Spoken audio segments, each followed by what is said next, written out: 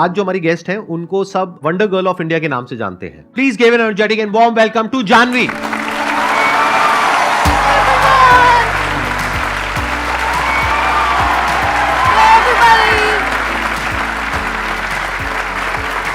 So nice to meet you. मैं शुरू करने से पहले एक बात बोलना चाहूंगी। यहाँ पे किसी को पता नहीं है, बट जैसे मैं अलग अलग जगहों पर लोगों को इंस्पायर करती हूँ, तो मेरे पास एक छोटी सी स्टोरी है। 10 साल पहले एक आपका सेमिनार आया था, लाइफ चेंजिंग सेमिनार। तब मैं 9 साल की थी और वो सेमिनार हर जगह बहुत फैला हुआ था। कभी पापा उसे देख रहे हैं, कभी माँ देख रही हैं, कभी मामा देख रहे हैं। तो मुझे हर किसी के फ़ोन पे वो सेमिनार दिखता था, Sandeep Maheshwari must watch life changing seminar. अब उसमें इतने एनर्जेटिकली बोलते हैं। मैंने उस सेमिनार को काफ़ी बारी सुना। वो 2 घंटे का सेमिनार होता था और 1 महीने तक मैंने कॉन्टिन्यूसली वो 2 घंटे तक सुना। And I used to listen to it. और फिर वहाँ से मुझे सिर्फ इंस्पिरेशन नहीं मिली, मुझे लोगों को उसी तरीके से इंस्पायर करने की इंस्पिरेशन मिली कि I have to do the same thing. So thank you very much for that. Thank you very much.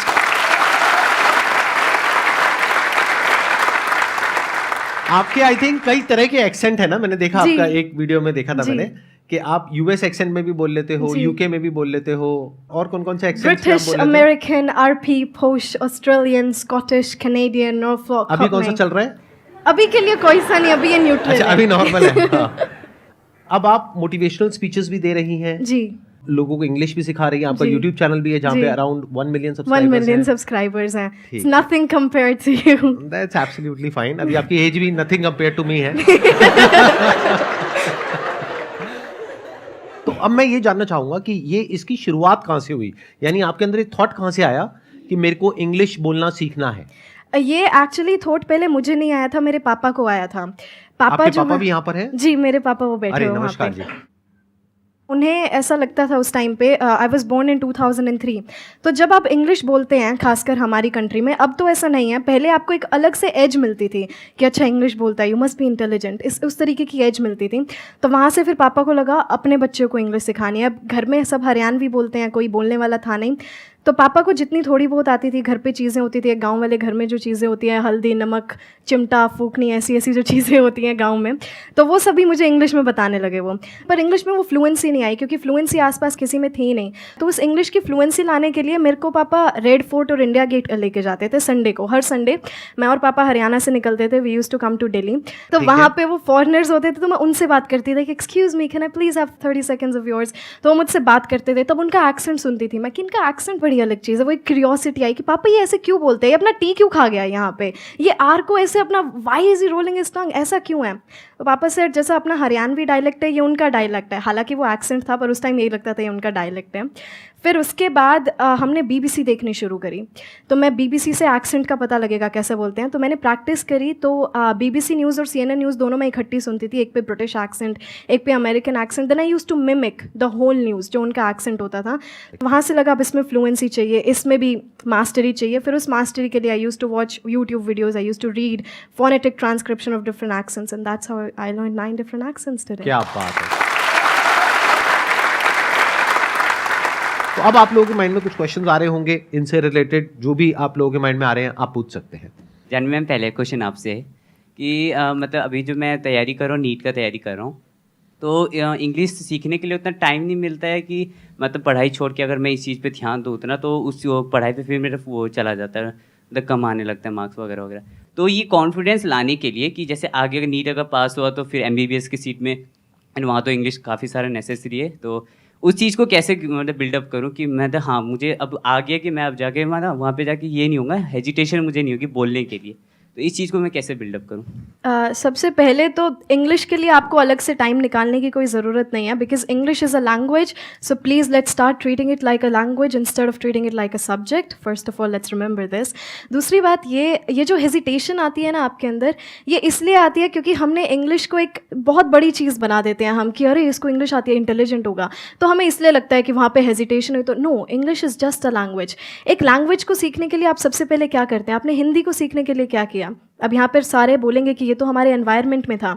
तो अब हमारे एनवायरनमेंट में इंग्लिश नहीं है, पर हम अपने इनर एनवायरनमेंट में, आप सोशल मीडिया चलाते हैं, यस तो सोशल मीडिया पे हम काफ़ी सारे रील्स देखते हैं, काफ़ी सारे पेजेस को फॉलो करते हैं. So start watching all of those in English. शुरू में आपको दिक्कतें आएंगी समझने में कि ये क्या बोल के चला गया, but if you gonna encounter those things again and again. Hindi कैसे सीखी हमने? हम उन चीज़ों को बार बार सुनते रहे, हमें वो चीज़ें पता लगने लगी कि किस सिचुएशन में हम कौन सा वर्ड यूज़ कर रहे हैं, किस सिचुएशन में हम कैसा सेंटेंस यूज़ कर रहे हैं. तो इसी तरीके से आपको इंग्लिश सीखना है. तो स्पीकिंग के लिए you have to listen more and मोर.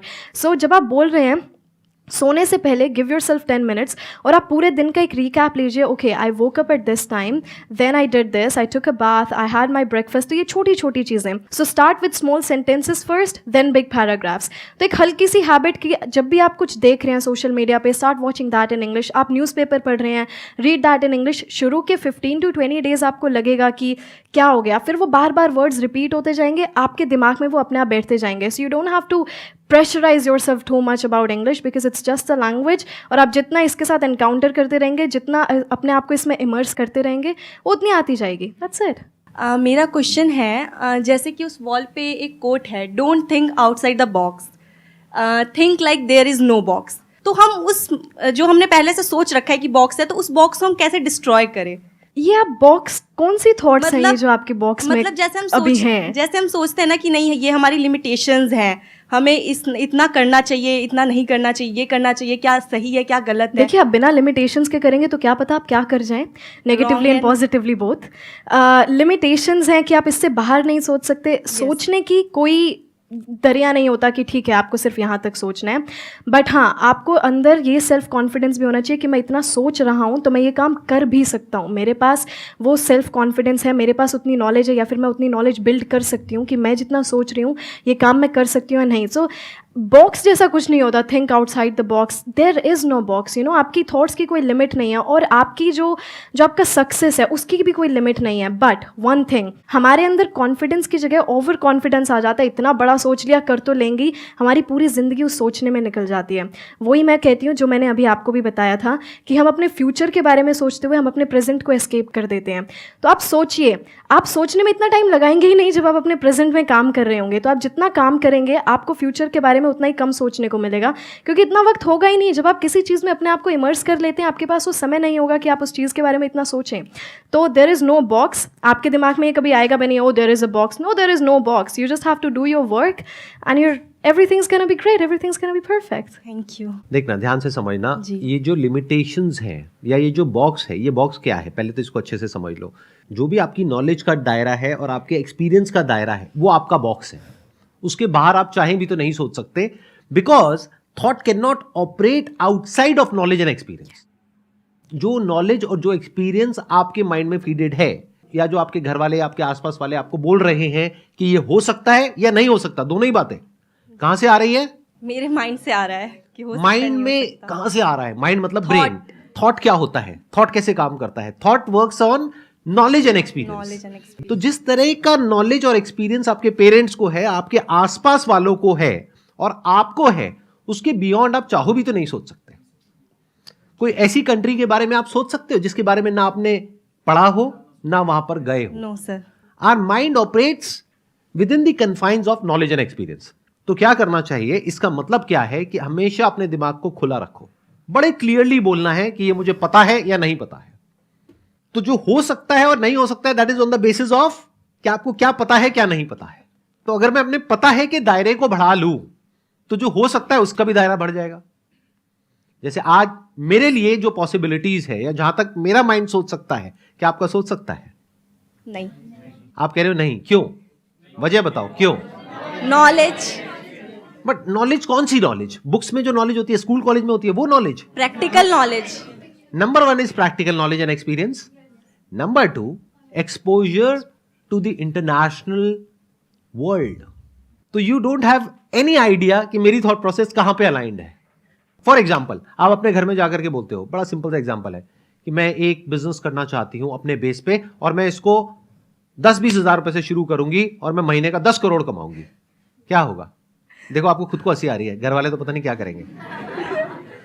क्या होगा घर पे अगर आपने ऐसे जाकर के बोल दिया तो? मना कर देंगे.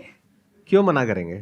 कि उनको ऐसा लगेगा कि ये पॉसिबल नहीं है. इसलिए. क्यों वो ऐसा बोल रहे हैं कि ये नहीं हो सकता? क्योंकि वो मतलब वहां तक नहीं सोच पा रहे ना जहां तक मैं सोच रही हूँ.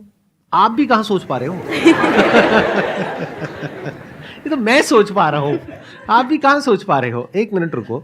देखो वो क्यों नहीं सोच पा रहे, क्योंकि उन्होंने अपने आसपास में क्या देखा है कि बिजनेस कैसे होता है। इंडिया में अगर आप ज्यादातर देखोगे बिजनेसेस कैसे होते हैं, पैसा लगा करके पैसा कमाया जाता है। पहले बहुत बड़े पैसे की इन्वेस्टमेंट करी जाती है और वो जो पैसा लगाया जाता है उसमें बहुत बड़ा रिस्क होता है। तो पहले तो हमने अपने आसपास में यही देखा है, तो उनका एक्सपीरियंस यही कहता है। नॉलेज बिजनेस से रिलेटेड कहीं कुछ है ही नहीं। स्कूल में कॉलेज में थोड़ा बहुत बिजनेस स्टडीज पढ़ लिया, वो बिजनेस थोड़ी ना होता है। स्टार्टअप क्या होता है, कैसे होता है, इस दुनिया के बारे में तो कुछ पता ही नहीं। तो जब पता ही नहीं तो वो वही बोलेंगे ना जहां तक उनको पता है, और जो नहीं पता है वो बोल देंगे नहीं नहीं नहीं नहीं नहीं, नहीं मत करना, बिल्कुल मत करना। अब सवाल उठता है आपका, जी आप कैसे सोच पाओगे वहां तक? अगर ऐसा कुछ हो जाए तो बुरा है या अच्छा है? नहीं, अच्छा है, बुरा नहीं है। क्यों? क्योंकि अगर कोई बिजनेस में स्टार्टअप हम कर रहे हैं तो ये बुरा थोड़ी है। अब अगर आपको अपनी थॉट प्रोसेस को ऐसा बनाना है तो यहाँ पे अब दो चीजें समझने वाली है। एक तो ये कि अगर आप किसी और की थॉट प्रोसेस चेंज करना चाहते हो तो उसके ऊपर आपका कंट्रोल 0% है। तो अपनी थॉट पे दिमाग लगाओ ना, कि अपने आप को ऐसा बनाओ कि आप कन्विंस कर सको। लेकिन आपको कन्विंस करने के लिए क्या करना पड़ेगा? पहले अपने दिमाग को इस लेवल पे लाना पड़ेगा कि आपको समझ आएगी कि कैसे पॉसिबल है। एक्चुअल में समझना पड़ेगा ऐसे लोगों की कहानियों को, ऐसे लोगों की जर्नी को जिन्होंने इसको पॉसिबल करके दिखाया। ये पहला स्टेप है बॉक्स को तोड़ने का।